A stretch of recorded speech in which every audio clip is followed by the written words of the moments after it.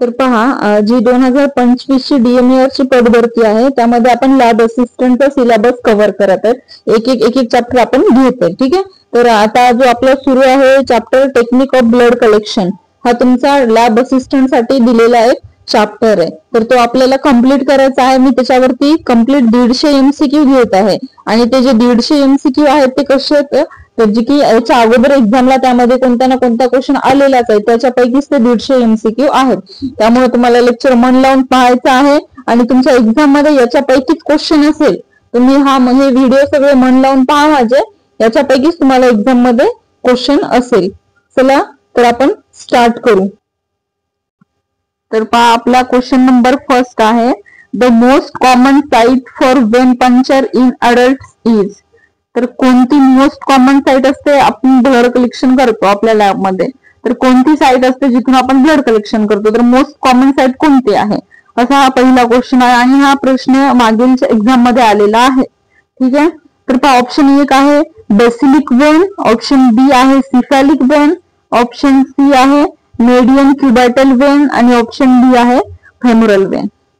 तर पहा, याचा आन्सर तुम्हाला माहिती असेल. तुम्ही हे लेक्चर पाहताना आधी स्टार्टिंगला असं केल्यानंतर एका वहीवर तुमचं आन्सर लिहा आणि त्यानंतर या लेक्चर मधून पहा की तुमचं आन्सर बरोबर आहे की नाही आणि किती आले तुमचे असे क्वेश्चन आन्सर ते तुम्ही मला कमेंट करून सांगा. ठीक आहे. तर पहा, या क्वेश्चनचा आन्सर काय असणार आहे, मोस्ट कॉमन साइट काय असणार आहे वेन पंक्चरची, तर याचं आन्सर आहे option C median cubital vein. ही कशी आहे, आपली मोस्ट कॉमन साइट आहे वेन पंक्चर ची. इथे मी याचा आन्सर लिहून दिलेला आहे, median cubital vein. This is a common site for vein puncture. ठीक आहे. तर आता ही वेन जी आहे मेडियन क्युबायटल वेन तुम्हाला कसं लक्षात येईल हे पहा. याच्यामध्ये मी इथे डायग्राम आहे, याच्यामध्ये हा जो पार्ट आहे हा पहा. ठीक आहे. तर आपण ही बघा, ही जी वेन जात आहे ही अशी, ही आहे मेडियन क्युबायटल वेन. तुम्ही तुमच्या हँड्सवर पण पाहू शकता. हे पहा, ही आहे मेडियन क्युबायटल वेन. तर आपण ब्लड कलेक्शन करतो तर आपण इथूनच ब्लड इथूनच ब्लड कलेक्ट करतो ना, हे पहा इथून. तर ही आहे मेडियन क्युबायटल वेन. ठीक आहे, समजलं. आता पहा, ऑप्शन एक नंबरचा ऑप्शन जो होता तो बेसिलिक वेन होता. तर पहा, हे बघा, ही बेसिलिक वेन आहे. हे बघा, ही कुठे आहे, एकतर क्लिअर दिसतही नाही आणि तशी म्हणजे एकदम असं बारीक दिसत आहे ना ती. तर आपण तिथून ब्लड कलेक्शन करू शकतो का, नाही. तुम्हाला दुसरं पण ऑप्शन येऊ शकतंय, जसे की सिफॅलिक वेन. सिफॅलिक वेन कुठे असते, पार आपल्या या मेडियन क्युबायटल वेनच्या पार वर असते सिफॅलिक वेन.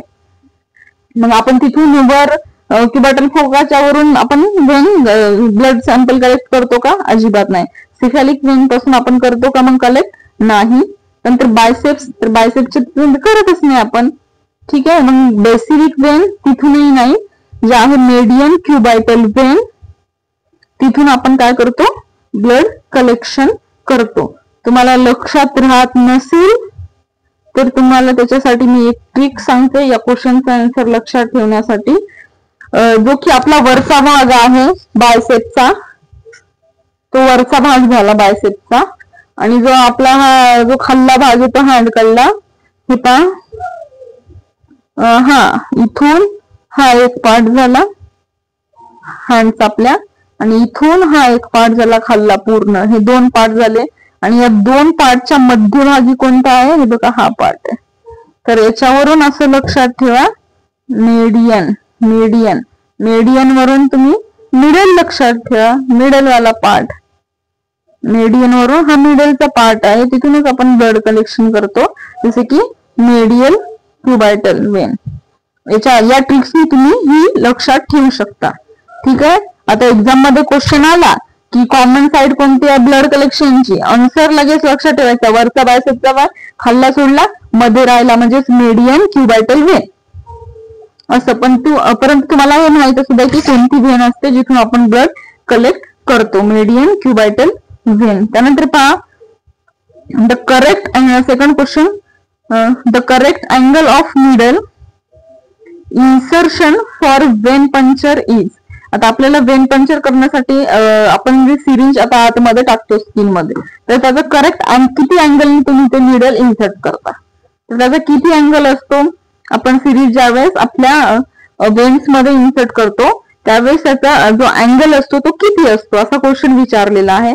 तर ऑप्शन ए आहे 15 to 13, ऑप्शन बी आहे 45, ऑप्शन सी आहे 16 आणि ऑप्शन डी आहे 19. ठीक आहे, ऑप्शन डी आहे 19. तर काय या क्वेश्चनचा आन्सर पहा, जो की करेक्ट अँगल असतो मिडल इन्सर्टचा, तर 15 to 13 डिग्री सेल्सिअस असतो. पहा, तुम्हाला एका पिक्चर मध्ये मी दाखवून देईल. जो की स्टँडर्ड टेक्निक जी आहे यूज केली जाते ती किती 15 to 13. ओके, हा हे पहा, आता हे ब्लड कलेक्ट करत आहे, काय ब्लड कलेक्शन सुरू आहे इथे. तर याच्यामध्ये पहा किती वेन, हे बघा याने कोणती वेन, ही जी वेन आहे ती कोणती आहे पहा, इथे दिसत आहे, हे पहा अशी वेन आहे, अशी वेन आहे जसं की मेडियन. कोणती वेन आहे, मेडियन क्युबायटल वेन आहे, मेडियन क्युबायटल वेन. आणि हा बघा हा अँगल त्यांनी पूर्ण खेटून घेतलेला आहे का याच्यामध्ये,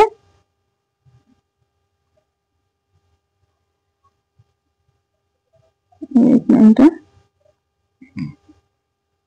हा आता पहा, आता दिसेल तुम्हाला, हे बघा कुठे, हे बघा ही तुमची स्किन आहे इथे आणि सिरिंज, हे बघा सिरिंज इथून अशी इन्सर्ट केली आहे.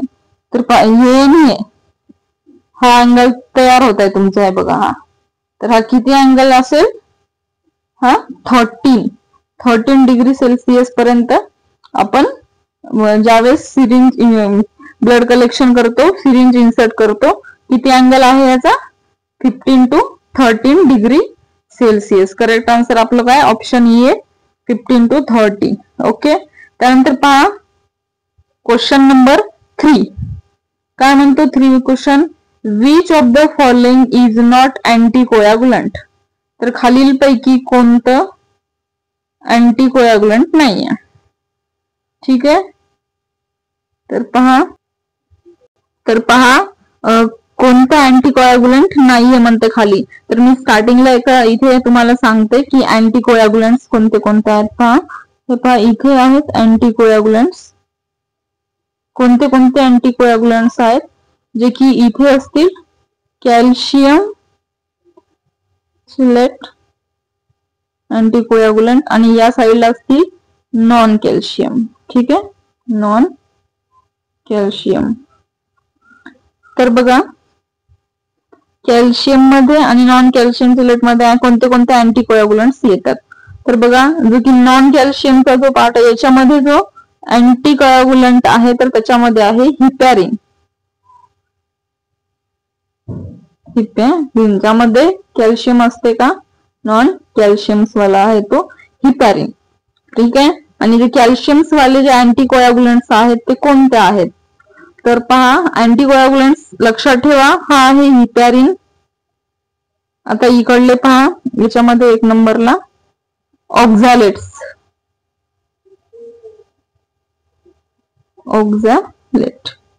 ऑक्झॅलेट्स मध्ये मग कोणते कोणते येतात, ऑक्झॅलेट मध्ये अमोनियम येणार, अमोनियम, ऑक्झॅलेट, पोटॅशियम ऑक्झॅलेट आणि थर्ड वाला आहे डबल ऑक्झॅलेट. डबल ऑक्झॅलेट हे 3 काय आहेत ऑक्झॅलेट्स. कोणते कोणते अँटीकोयागुलंट्स आहेत ऑक्झॅलेट्स मध्ये, तो अमोनियम ऑक्झॅलेट पण असू शकतो, पोटॅशियम ऑक्झॅलेट आणि डबल ऑक्झॅलेट, तिन्हीपैकी कोणताही असू शकतो. ऑक्झॅलेट्स मध्ये अमोनियम, पोटॅशियम आणि डबल, अमोनियम, पोटॅशियम आणि डबल ऑक्झॅलेट. ईडीटीए मध्ये काय, ट्रायसोडियम सायट्रेट. ईडीटी असणारे अँटीकोयागुलंट्स त्यामध्ये ट्रायसोडियम सायट्रेट. ठीक आहे, लक्षात ठेवा हिपॅरिन, HE हिपॅरिन नाव लक्षात ठेवा. हिपॅरिन वरून हे पहा, हिपॅरिन H पासून लक्षात ठेवा हिपॅरिन, E पासून लक्षात ठेवा ईडीटीए, P पासून पोटॅशियम ऑक्झॅलेट, त्यानंतर येते ए पासून अमोनियम ऑक्झॅलेट, ठीक आहे. आर पासून लक्षात ठेवा ट्राय सोडियम सायट्रेट, आर म्हणजे ट्राय, आर पासून लक्षात ठेवलं. आणि राहिला लक्षात ठेवायचा डबल ऑक्झॅलेट. कळालं या अँटीकोयाग्युलंट्स. तर कोणते कोणते अँटीकोयाग्युलंट्स सांगितले मी आता, मी डबल सांगते. काय ना, फक्त हिपॅरिन नाव लक्षात ठेवा. कोणतं? हिपॅरिन. हिपॅरिन काय आहे? अँटीकोयाग्युलंट्स आहे. तर याच्यामध्ये एच वरून लक्षात ठेवायचं हिपॅरिन. तुम्हाला हिपॅरिन हा अँटीकोयाग्युलंट्स आहे. ई वरून ईडीटीए, ईडीटीए झाला. पी वरून पोटॅशियम ऑक्झॅलेट, ए वरून अमोनियम ऑक्झॅलेट, आर वरून try sodium citrate, try sodium citrate. आणि दुसरा एक लक्षात ठेवा जो की डी वाला आहे डबल ऑक्झॅलेट. हे अँटीकोयाग्युलंट्स आहेत. मग ऑप्शन मध्ये काय काय दिलेलं आहे? ऑप्शन ए दिलेला आहे ईडीटीए, जो आत्ताच पाहिला आपण, ईडीटीए आहे अँटीकोयाग्युलंट्स. हिपॅरिन याच्यावरून तर लक्षात ठेवायचे. आणि सोडियम सायट्रेट, हे बघा हे रेट, RAT, सोडियम सायट्रेट. म्हणजे हे तिन्ही पण काय आहेत? अँटीकोयाग्युलंट आहेत. मग कोणता अँटीकोयाग्युलंट नाहीये? तर which of the following is not an anticoagulant is sodium fluoride. Okay, sodium fluoride anticoagulants आहेत का? नाहीयेत. कोणते कोणते सांगितले मी अँटीकोयाग्युलंट? ऑक्झॅलेट मध्ये अमोनियम, पोटॅशियम, डबल ऑक्झॅलेट. आणि अजून डिटेल पहा की जो अमोनियम पोटॅशियम जे आहे ऑक्झॅलेट्स मध्ये लक्षात ठेवा जो की ऑक्झॅलेटचं जे कॉन्सन्ट्रेशन असतं, ऑक्झॅलेट्सचं यामध्ये अमोनियम, पोटॅशियम आणि डबल ऑक्झॅलेट येतं, याचं जे कॉन्सन्ट्रेशन असतं तर जे 2 mg साठी 1 ml असतं, 2 mg फॉर 1 ml ब्लड. जर आपल्या ट्यूब मध्ये 1 ml ब्लड असेल तर आपल्याला किती अँटीकोयाग्युलंट घ्यायचं आहे? 2 mg ऑक्झॅलेटचं. ठीक आहे, कळालं. आणि ही जी अँटीकोयाग्युलंट जी आहे सांगितलं ऑक्झॅलेट मध्ये किती कॉन्सन्ट्रेशन घ्यायचं. ऑक्झॅलेटचं जे कॉन्सन्ट्रेशन आहे ते किती आहे? तर 1 ml घ्यायचं आहे आपल्याला. ऑक्झॅलेटचं कॉन्सन्ट्रेशन किती साठी? 1 ml ब्लड साठी किती घ्यायचं आहे? 2 mg. OMG म्हणतो ना तसं 1 साठी 2, 1 ml साठी 2 mg एवढं घ्यायचंय जर ऑक्झॅलेट असेल तर. आणि जर ईडीटीए असेल, ईडीटीए जे आहे ते मोस्ट कॉमनली युज्ड अँटीकोयाग्युलंट्स आहे. कॉमनली यूज केलं जाते ते लॅब मध्ये. आणि जे की ईडीटीए 2 फॉर्म्स मध्ये यूज केलं जातं, ज्यामध्ये डाय सोडियम ईडीटीए साल्ट यूज केलं जातं. हे पण इथे शॉर्ट मध्ये लिहून घ्या. जे की ईडीटीए आहे हे 2 फॉर्म्स मध्ये यूज केलं जातं, ज्यामध्ये ईडीटीए 2 फॉर्म्स मध्ये, ज्यामध्ये दोन्हीवर डाय असणार आहे, पण डाय सोडियम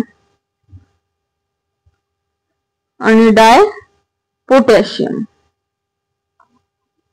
डायसोडियम आणि डायपोटॅशियम हे या ईडीटीए चे 2 फॉर्म्स यूज केले जातात ॲज अँटीकोयाग्युलंट्स. कोणते? डायसोडियम, डायपोटॅशियम. त्यानंतर तिसरा पाहिला होता सोडियम सायट्रेट. हा जो आहे तो लिक्विड फॉर्म आहे. Sodium citrate is a liquid form. हा लिक्विड फॉर्म आहे. It binds calcium and work best chelating effect. याचं कॉन्सन्ट्रेशन किती असतं सोडियम सायट्रेटचं? तर ट्रायसोडियम सायट्रेट इज युज्ड 3.8%. आणि ही जी ट्रायसोडियम सायट्रेटची ट्यूब कशासाठी यूज केली जाते? तर जो की आपला क्लॉटिंग टाइम आहे, जसं की prothrombin time, clotting time check करण्यासाठी सोडियम सायट्रेटची ट्यूब यूज केली जाते. किंवा ESR पण चेक करायचा असेल, ESR इरिथ्रोसाइट सेडिमेंटेशन रेट, तरी पण आपल्याला सोडियम सायट्रेट ची ट्यूब यूज केली जाते.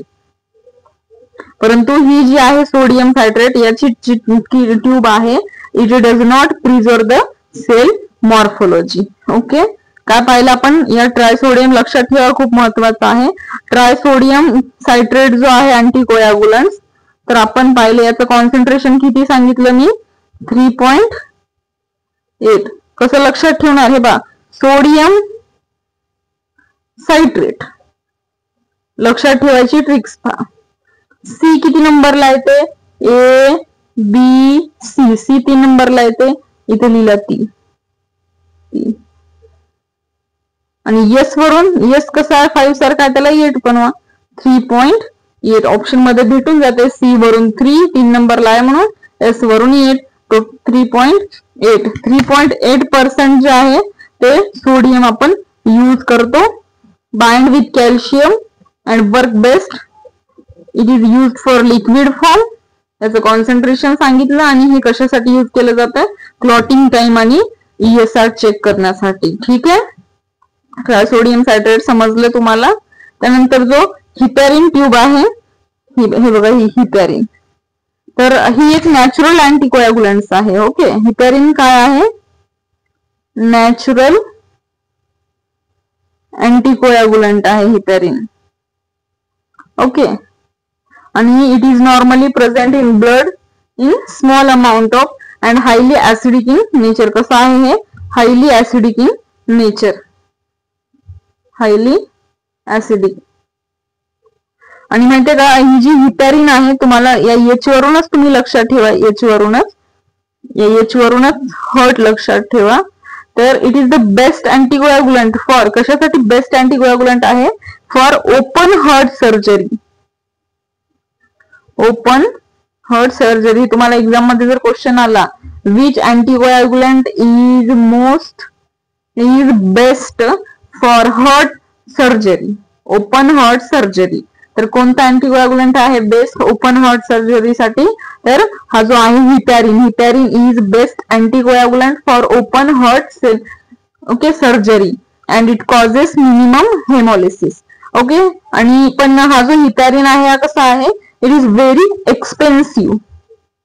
हा कसा आहे, एक्सपेन्सिव्ह आहे.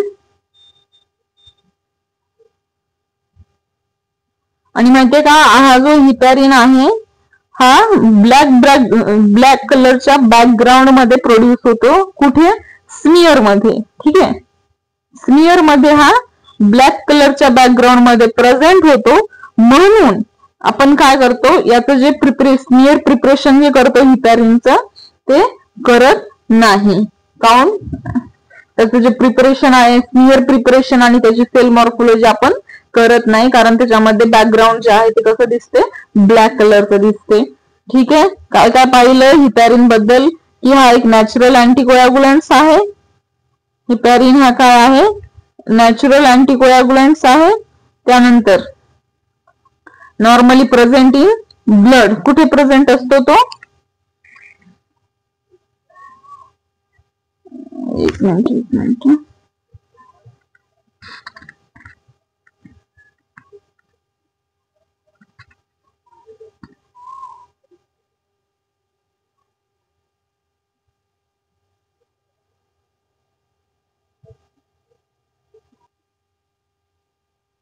तर पहा इथे विचारलेला आहे, for arterial blood gas analysis the most common site is. कोणतीही मोस्ट कॉमन साइट असते आपल्याला आर्टेरियल ब्लड गॅसचं अनालिसिस करण्यासाठी, कुठून ब्लड घेतलं जातं, तर आपल्या option C is the correct answer, radial artery. तर कुठे असते रॅडियल आर्टरी, हे पहा इथे मी डायग्राम काढले आहे. हा जो आहे रॅडियल आर्टरी, इथून आपण एबीजी गॅस साठी सॅम्पल कलेक्ट करतो. ठीक आहे, जो आता 1 नंबरचा ऑप्शन होता फिमरल आर्टरी, कुठे असते तुम्हाला माहिती, आपल्या लेग्स मध्ये असते फिमरल आर्टरी. तसं ऑप्शन आपण आपल्या हँड्स मधून ब्लड कलेक्ट करतो. त्यामुळं करेक्ट आन्सर काय आहे, रॅडियल आर्टरी. हे पहा इथे मी सांगितलेलं आहे रॅडियल आर्टरीचा. ठीक आहे, हे इथे रॅडियल आर्टरी. त्यानंतर पहा, the preferred site for capillary puncture of infant. तर कोणती प्रिफर्ड साइट आहे कशासाठी? Capillary punchers in infant. आता लहान लेकरांमधून ब्लड कलेक्ट कुठून केलं जातं सगळ्यांनाच माहिती आहे, हिल मधून. यांचा आन्सर ऑप्शन बी. त्यानंतर कॅपिलरी ब्लड रिझेंबल्स. तर पाहिजे की कॅपिलरी ब्लड जे आहे ते कसं असतं?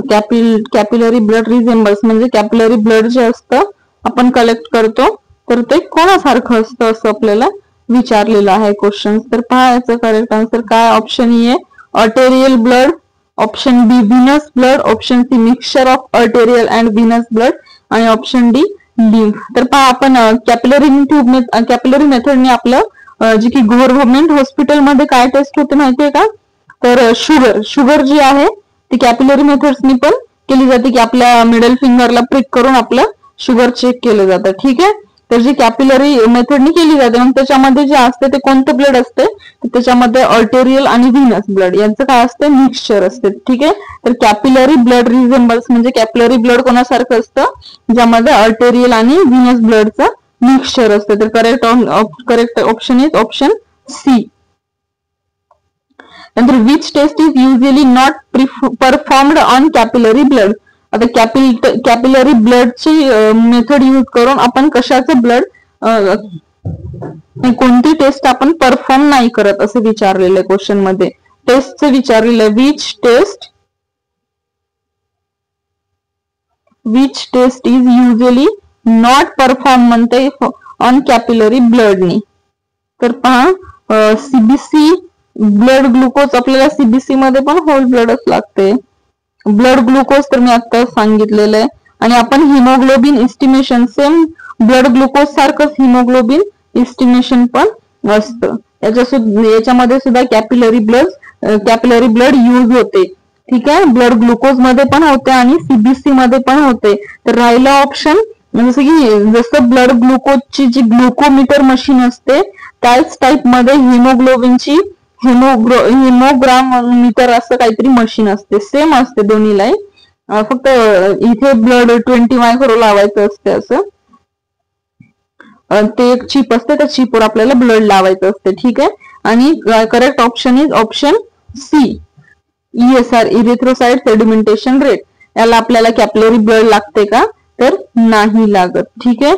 Option C is correct. ठीक आहे. कॅपिलरी ब्लड कशासाठी लागते? सीबीसी साठी लागते, हिमोग्लोबिन इस्टिमेशन साठी लागते आणि ब्लड ग्लुकोज साठी लागते. ESR साठी ते लागत नाही. त्यानंतर आपल्या जे क्वेश्चन्स आहेत ते आपल्या सेफ्टीवर असतील आणि कॉम्प्लिकेशन्स वर असतील इथून पुढले क्वेश्चन. ठीक आहे. तर पहा 9 नंबरचा क्वेश्चन आहे the most common complications of Wien puncture. आता सगळ्यात कॉमन कॉम्प्लिकेशन्स कोणते राहते वेन पंचर ज्यावेळेस आपण ब्लड कलेक्ट करतो त्यावेळेस? तर नर्व्ह इंजुरी, हिमॅटोमा, इन्फेक्शन आणि सायनकोप. एवढे याचे काय एवढ्यापैकी कोणतं मोस्ट कॉमन कॉम्प्लिकेशन्स आहेत कशाचे? वेन पंचर करते वेळेसचे. ठीक आहे. अरे यार असं काय होतं? हिमॅटोमा म्हणजे काय असते?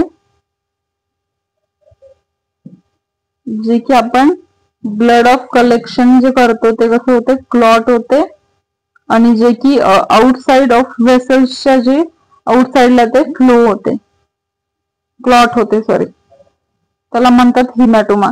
जसं की तुम्ही कधी ऑब्झर्व केला असेल तुम्ही ब्लड काढल्यानंतर तिथे कसं अशी काळी निळी जागा होते बघा, ब्लॅक ब्ल्यू झाल्यासारखं थोडीशी असं निळसर जागा होते तिथलची. तिथे काय झालेलं असते? सेल्स रप्चर झाले, ब्लड वेसल्स रप्चर झाल्यामुळे ते तसं दिसते, त्याला म्हणतात हिमॅटोमा. तर हे कॉमन कॉम्प्लिकेशन्स आहे वेन पंचर्स.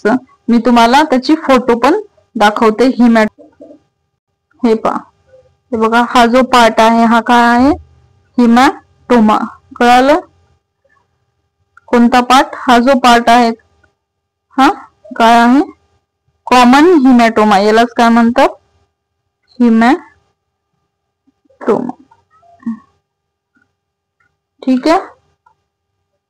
कळलं? हिमॅटोमा. ज्यावेळेस आपण ब्लड कलेक्ट करतो त्यावेळेस अशी पण थोडीशी जागा होते कुठेतरी, ज्यामध्ये जे आपल्या ब्लड वेसल्स आहेत त्या काय होतात? रप्चर होतात. ठीक आहे. त्यामुळे हे असं होतं, लक्षात राहील. ठीक आहे.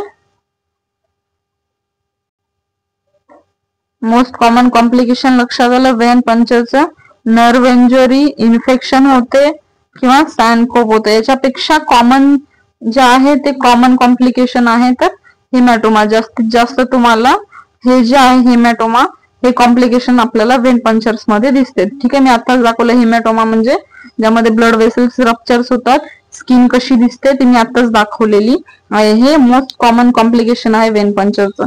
Option B is the correct answer. Haematoma is most common due to vein rupture और पोर टेक्निक्स. ठीक आहे. त्यानंतर 10 नंबरचा क्वेश्चन आहे, निडल स्टिक जी आहे इंजुरी, आपल्याला निडल स्टिक इंजुरी प्रिव्हेंट करण्यासाठी, होऊ नये यासाठी बेस्ट अचिव्ड बाय काय करायला पाहिजे?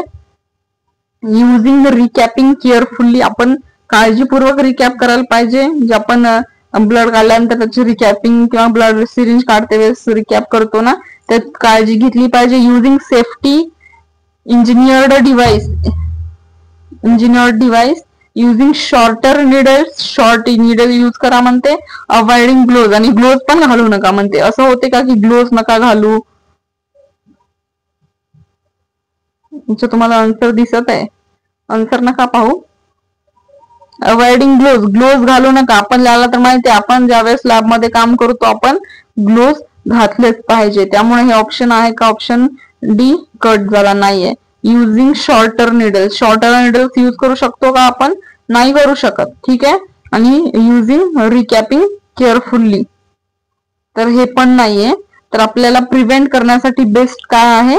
तर युझिंग, आपल्याला युजच करताना काय करायचंय? सेफ्टी डिव्हाइसेस यूज करायचे आहेत, ज्यामध्ये की रिकॅपिंग निडल स्टिक करायची आपल्याला गरजच पडली नाही पाहिजे. No recapping reduce needle stick injuries. Okay. तर निडल स्टिक इंजुरी प्रिव्हेंट करण्यासाठी आपल्याला सेफ्टी डिव्हाइसेस यूज करायचे आहेत, रिकॅपिंग करायची ज्यामध्ये आपल्याला गरजच नाही पडणार. त्यानंतर ऑर्डर ऑफ ड्रॉ. आता ज्यावेळेस आपण ब्लड कलेक्ट करतो, तर ब्लड कलेक्ट करते वेळेस जो आपला ऑर्डर असेल ब्लड काढायचा, तर तो कसा असेल? तर त्याच्यावर आपले आता काही क्वेश्चन्स असतील. तर पहा, ऑर्डर ऑफ ड्रॉ, आपण जे ब्लड करतो, ब्लड काढतो, काढल्यानंतर ते कोणत्या ट्यूब मध्ये अगोदर ब्लड टाकायचं आणि कोणत्या ट्यूब मध्ये नंतर ब्लड टाकायचं, त्याला काय म्हणतात? Order of draw. तर यामध्ये which of the following is collected first. आता आपण ब्लड कलेक्शन केलेलं आहे, तर ब्लड कलेक्शन केल्यानंतर फर्स्ट आपण पहिल्यांदा जे की ब्लड कलेक्ट केलेलं आहे ते कोणत्या ट्यूब्स मध्ये टाकतो? ऑप्शन ए आहे EDTA tube, blood culture bottles, citrate tubes, आणि ऑप्शन डी आहे सीरम ट्यूब, आणि डी चा आहे सीरम ट्यूब. तर पहा, स्टार्टिंगला सगळ्यात पहिल्यांदा आपण ब्लड कलेक्ट करतो त्यावेळेस सगळ्यात पहिल्यांदा आपल्याला जे की कल्चर बॉटल्स असतील, बॉटल कल्चर बॉटल्स, स्टार्टिंग आहे C, bottle culture bottle, C वरून कल्चर बॉटल्स. याची मी ट्रिक्स पण तुम्हाला सांगून देईल, तुम्हाला मग टेन्शन घ्यायची गरज नाही मी असताना. ठीक आहे. तर कोणती पहिल्यांदा आपण ब्लड कलेक्ट केल्यानंतर कोणत्या ट्यूब मध्ये टाकायचं? तर आपल्याकडे जी कल्चर बॉटल्स आहे, आधी स्टार्टिंगला त्या ब्लड कल्चर बॉटल्स मध्ये तुम्हाला फर्स्ट पहिल्यांदा काय करायचं आहे? ब्लड जे आहे त्याच्यामध्ये कलेक्ट करायचं आहे. पहिल्यांदा कोणत्या? कल्चर बॉटल्स मध्ये, ईडीटीए मध्ये नाही, सायट्रेट मध्ये नाही, किंवा सिरम वगैरे कोणतंही असेल तर त्याच्यामध्ये नाही. तर पहिलं जे आहे कलेक्टेड फर्स्ट आपण ब्लड कल्चर बॉटल्स यूज करतो, कारण त्याच्यामध्ये जे कंटॅमिनेशन होऊ नये, कोणतेही कंटॅमिनेशन होऊन देण्यासाठी ब्लड कल्चर मध्ये आपण पहिल्यांदा कंटॅमिनेशन फॉर प्रिव्हेंट कंटॅमिनेशन पहिल्यांदा आपण ब्लड कल्चर मध्ये टाकतो. ठीक आहे. आता याच्यामध्ये पहा, जो की करेक्ट ऑर्डर आहे ब्लड काढण्याचा, ब्लड ड्रॉ करण्याचा, कोणत्या ट्यूब मध्ये करेक्ट ऑर्डर काय आहे तो आपल्याला याच्यात चॉईस करायचा आहे. स्टार्टिंगला मी सांगितलं तुम्हाला कोणतं, एकतर ब्लड कल्चर, पण आता इथे कल्चरचा ऑप्शन नाही दिला ऑप्शन मध्ये. तर ब्लड कल्चर नंतर तुम्ही कशामध्ये ब्लड टाकायचं इथूनही ऑप्शन दिलेले आहेत. तर पहा, याचं जे करेक्ट आहे ऑप्शन बी आहे, ऑप्शन बी आहे ना, हा ऑप्शन बी जे आहे ते आपलं याचं करेक्ट ऑर्डर आहे ब्लड ड्रॉ करायचं, जे की स्टार्टिंगला काय सांगितलंय मी? Blood culture. ब्लड कल्चर मधून सॅम्पल, ब्लड कल्चर मध्ये तुम्ही ब्लड सॅम्पल टाकाल आणि त्यानंतर तुम्हाला टाकायचं आहे सोडियम सायट्रेट मध्ये, सोडियम सायट्रेट मध्ये टाकायचं आहे. त्यानंतर तुम्हाला सिरम म्हणजेच प्लेन ट्यूब मध्ये टाकायचं आहे. त्याच्यानंतर तुम्हाला हिपॅरिन मध्ये टाकायचं आहे आणि शेवटी तुम्हाला EDTA मध्ये टाकायचं आहे. ओके. पहिल्यांदा तुम्हाला ब्लड कल्चर साठी टाकायचं आहे, त्यानंतर सायट्रेट साठी टाकायचं आहे, त्यानंतर सिरम, प्लेनच्या ठिकाणी सिरम पण लिहू शकता, सिरम, हिपॅरिन आणि सगळ्यात शेवटी असेल EDTA. EDTA जे आहे ते सगळ्यात शेवटी EDTA ट्यूब मध्ये सॅम्पल टाकायचंय आणि आपण काय करतो, टाकतो साधी EDTA मध्ये टाकतो, मग आपलं होतं सॅम्पल हेमोलिसिस. तर त्याच्यासाठी काय करेक्ट ऑर्डर काय आहे तर पहा, जी आपली ट्रिक पाहायच्यावरची कुकी, CI कुकी काय आहे, कुकी आपली तर कुकी हे काय है, कुकी जी आपली क्या है, P या किंवा प्लेन है, कुकी प्लेन है. का आपली ट्रिक आहे, करेक्ट ऑर्डर असेल तर आपली ट्रिक आहे कुकी प्लेन है.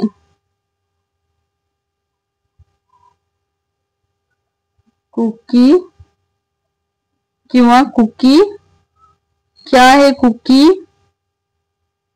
कुकी सी हे HE असं लक्षात ठेवा, कुकी सी है. SHE लिहिण्याच्या ऐवजी आपण काय लिहिलं, SE, कुकी सी है. किंवा मराठीमध्ये शीला आपण काय म्हणतो तुम्हाला माहितीच आहे, तर इथे मी तेच यूज केलं असंही समजा, कुकी शी है. कुणीतरी कुकी नावाची मुलगी आहे ती म्हणते शी है, शिची घाण आहे असं म्हणतो ना, तसं कुकी शी है, कुकी शी है. तर तशी ही आपली ट्रिक्स आहे, लक्षात ठेवा.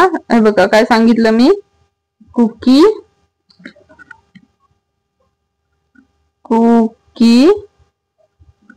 शी हे. लक्षात कसं राहणार, कू वरून ब्लड कल्चर, CULTURE, पहिली ट्यूब आपली असणार ब्लड कल्चर. कुकी CI वरून काय असणार, सायट्रेट. कुकी लक्षात राहिलं, कुकी म्हणा. कुकी म्हणजे पहिलं कल्चर, दुसरं CI वरून सायट्रेट, कुकी.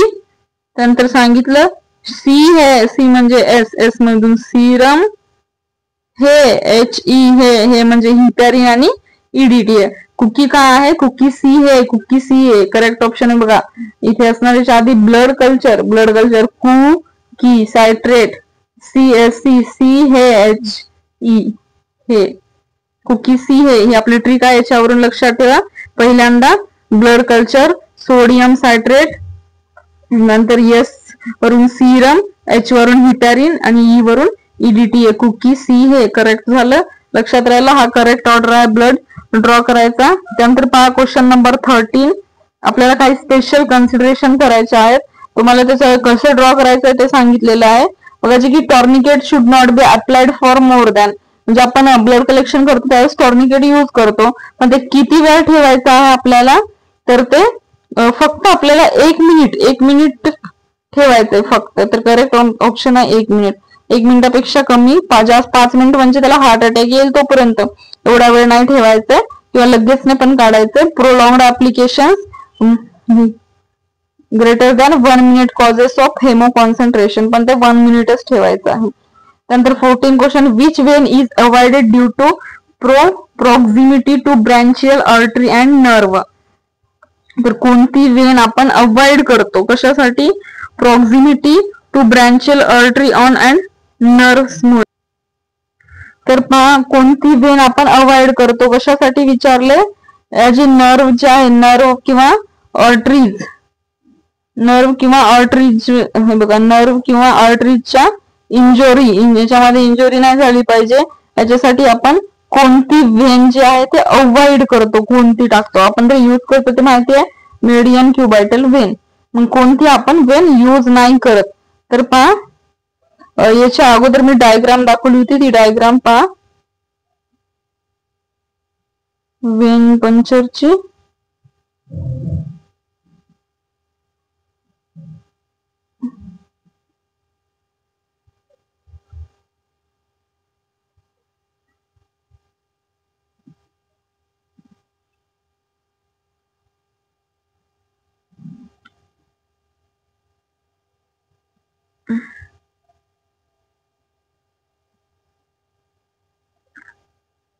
डायग्राम नाही सापडत आहे, एक मिनिट.